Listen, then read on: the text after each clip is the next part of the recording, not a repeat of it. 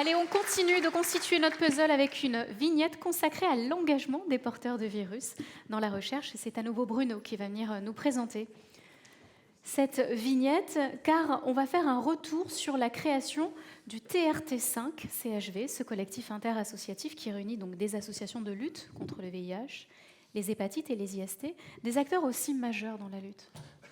Alors oui, le TRT5, c'est d'abord au départ 5 associations qui se sont mis ensemble pour faire du plaidoyer thérapeutique vis-à-vis des chercheurs, vis-à-vis des médecins, des laboratoires pharmaceutiques, pour faire avancer plus vite la recherche et trouver une solution. Puis ça s'est étendu avec les hépatites.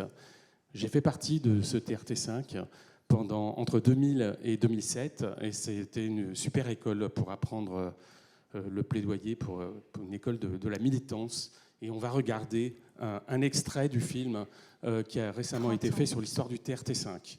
Et on va vous voir. Le TRT5 CHV est né en 2019 de la fusion du TRT5, collectif qui réunit des associations de lutte contre le VIH, et du CHV dédié aux hépatites virales. Leur engagement commun sur les enjeux de recherche thérapeutique et d'accès au traitement a marqué la lutte contre le VIH-Sida et les hépatites. À l'occasion des 30 ans du TRT5 et des 20 ans du CHV, les personnes qui ont fait leur histoire témoignent.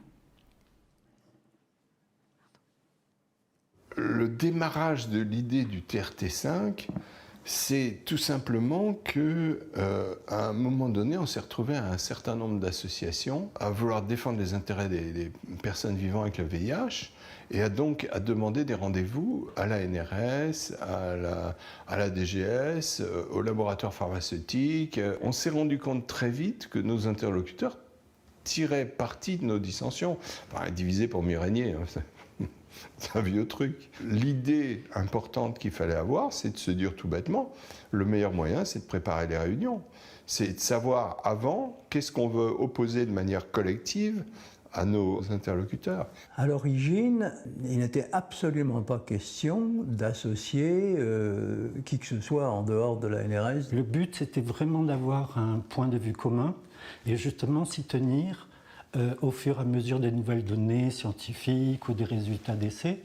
Mais je pense que c'est ça qui nous a permis de tenir sur des sujets pendant longtemps. Mais je crois que le début de la démocratie en santé, il date des années 90 SIDA. Et pourtant, rien n'est gagné. C'est le mot de l'OMS, le citoyen doit être impliqué dans la construction même de ce qu'on lui propose. Et ce n'est ni une décision des sachants, du médecin que je suis par ailleurs, et ni uniquement du politique, et que ça doit se construire ensemble. Le TRT5 a été mis au cœur du débat, et par la NRS à l'époque, par son directeur. Moi, j'ai poursuivi ensuite, évidemment, cette vision, à la fois pour gueuler, hein, et c'était au bon sens du terme, faire valoir sa voix, ensuite mieux faire comprendre aux médecins et aux scientifiques que ce qu'il racontait, c'était incompréhensible pour un patient lambda et qu'il fallait simplifier, entre guillemets. Et puis, pour faire valoir aussi, et ça allait plus loin, à vrai dire, et ça a été difficile pour une partie de la communauté médicale et scientifique, de dire que les priorités des scientifiques n'étaient peut-être pas les priorités des patients. Hein. Et il n'y a pas de secret dans la vie de la démocratie en santé, c'est une affaire de pouvoir.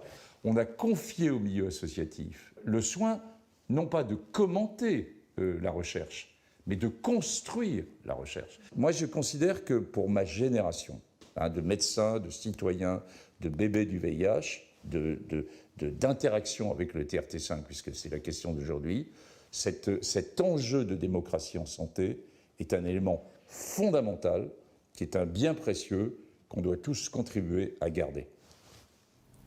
De l'urgence des débuts à l'arrivée des traitements et l'avènement des outils de prévention biomédicaux, les enjeux de la lutte contre le VIH et les hépatites virales ont changé avec le temps. L'histoire du TRT5 et du CHV ont évolué en parallèle. Nouveaux membres, nouveaux sujets, nouveaux besoins, nouveaux débats. Avec l'évolution des priorités, les collectifs ont dû s'acculturer au monde de la recherche médicale, du droit, de l'économie, toujours selon les principes de Denver. Rien pour nous sans nous. Toujours au service des patients, c'est ce que l'on voit. Bravo Bruno, merci beaucoup.